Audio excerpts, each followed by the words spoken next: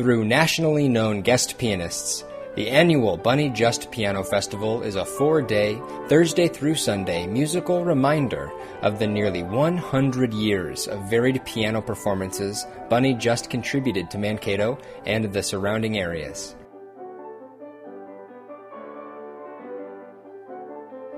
Bunny Just was born Frances Bonita Johnson in 1904 in Jackson, Minnesota, moving to Mankato in time to enroll in the Mankato Teachers College kindergarten class.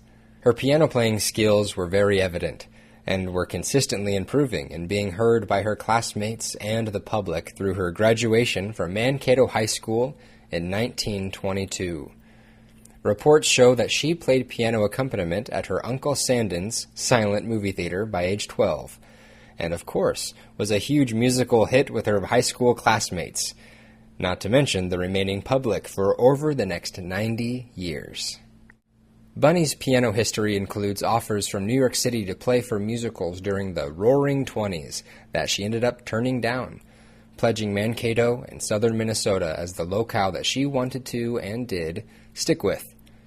Her musical outlets included piano teacher, the First Baptist Church organist, accompanying community productions, hosting a KYSM radio program, Magic Living, volunteering at numerous service locations, including many years traveling to and playing at the St. Peter State Hospital and at MRCI, just to mention a few. Let's take a look at the 4-day festival, day by day.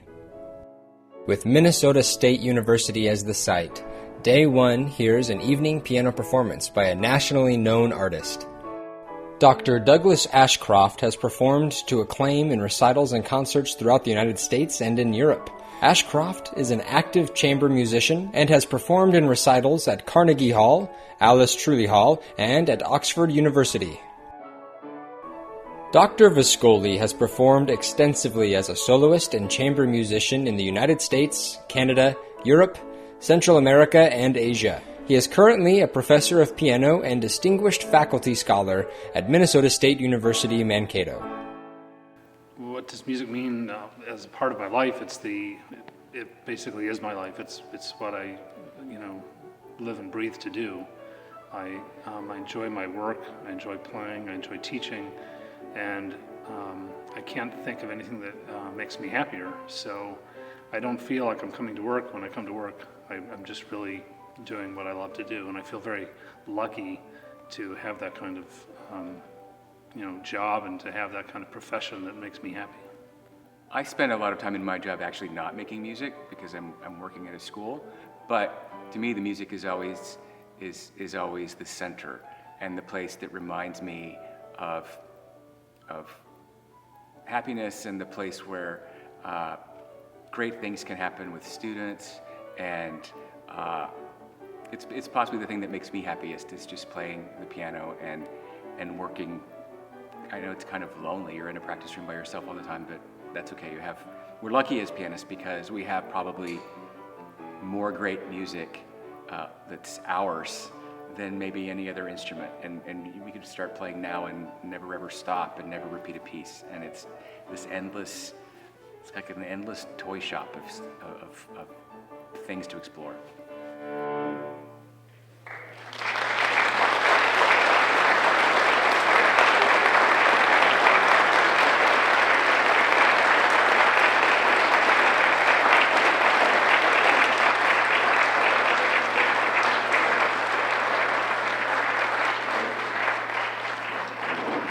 Day 2 is a Master's Day where Minnesota State University students work with a great master pianist.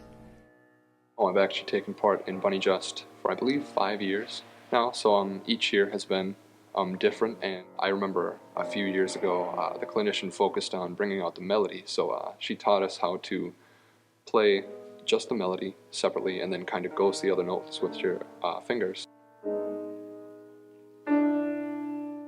The coolest thing about music to me is that it is practically a universal language. You can go to another country that doesn't necessarily speak your language. You can play your music and they will interpret it mostly the same as if you just played it back in your country.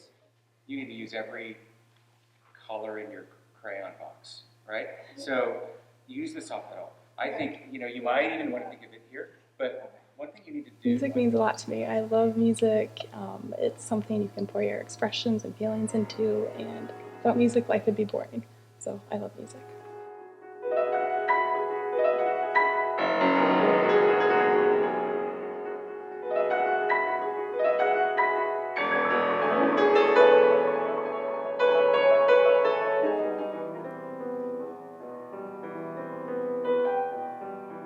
Day 3 is a high school competition day with a recital in the morning, followed up with critique time and money awards in the afternoon.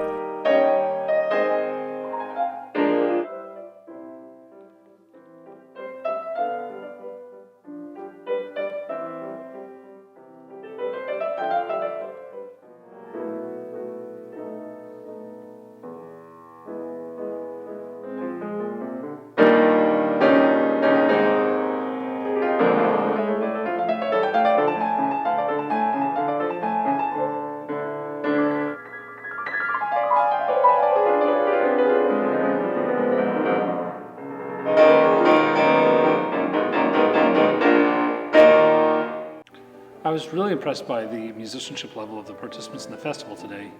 I've been here for about 16 years, I believe, and every year it's gotten better and better, and I think this was certainly the best it's ever been in terms of all of the students being at a high musicianship level.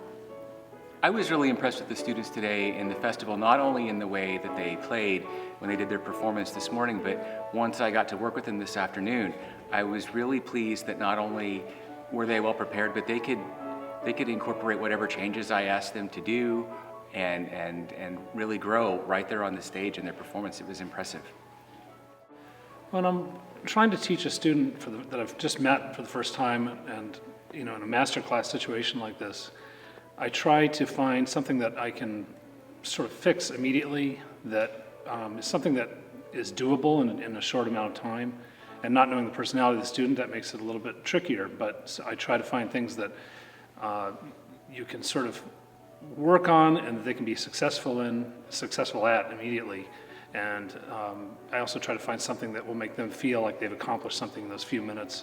So I don't try to find something that's too difficult that they might not be able to attain in a master class, because you want them to feel some success in whatever you're trying to ask them to do. When I'm teaching a student in a master class situation, I always try to focus on what I'm hearing right then in the moment, because if you can get the student to hear that and really pay attention to what they're doing, you can work on that possibly more easily than you can work on things that are more long-term, like how they're sitting or how they move their fingers, unless it's how they move their fingers and relate to the sound that they're getting. And then if you can focus on that, then it also brings along the people that are in the room, and they can hear what's happening as well if you're explaining how it's all working together. Well, if a young pianist wanted to be a piano instructor at the college level, of course they practice.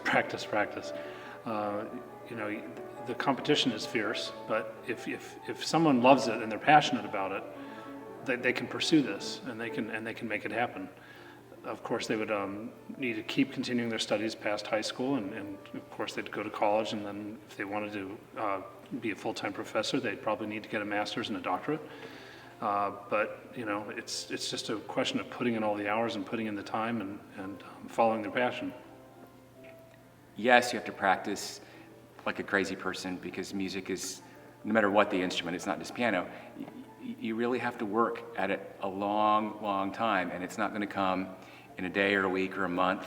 But if you can work at it over time, it's incredibly rewarding. I would also say to prepare for other things in life, because our world becomes more and more complicated, it seems, all the time, and get lots of skills and lots of a wonderfully open worldview, so that you have a lot to bring to your music and a lot to bring to your students once you start teaching them.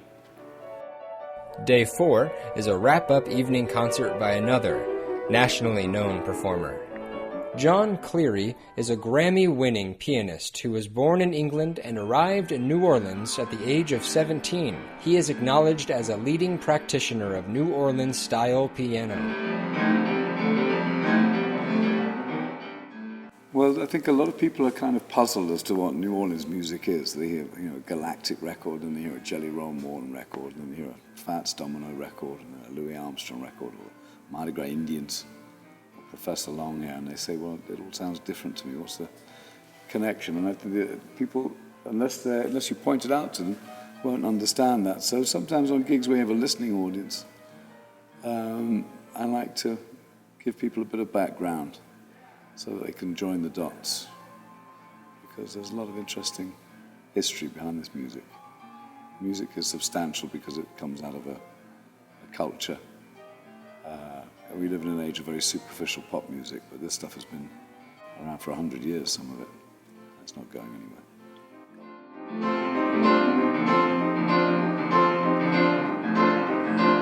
You do your best to absorb as much as you're capable of absorbing of what the best musicians that came before you did. And then the hope is that you can add a little bit of yourself to that. So in that respect, the lion's share of the work has been done by the generations that toiled away before you arrived on the scene. And you take what they did and then refine it. And in the process, the goalposts will get nudged a little bit.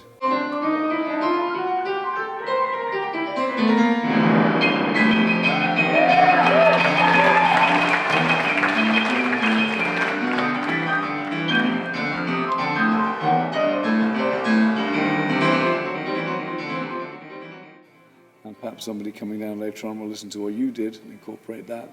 And so a musical vocabulary evolves that you can use to express yourself with.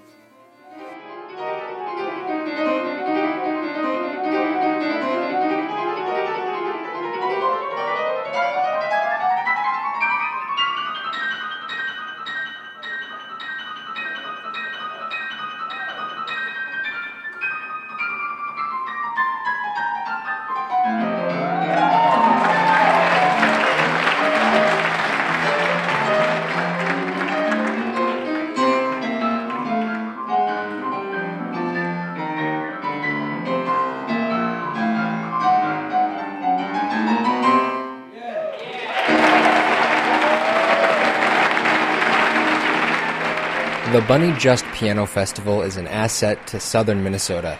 It enriches the communities, positively impacts the students who participate, inspires the audience members who listen, gives nationally recognized pianists the opportunity to share their talent and insight, and reminds us all of the power of one person at a piano.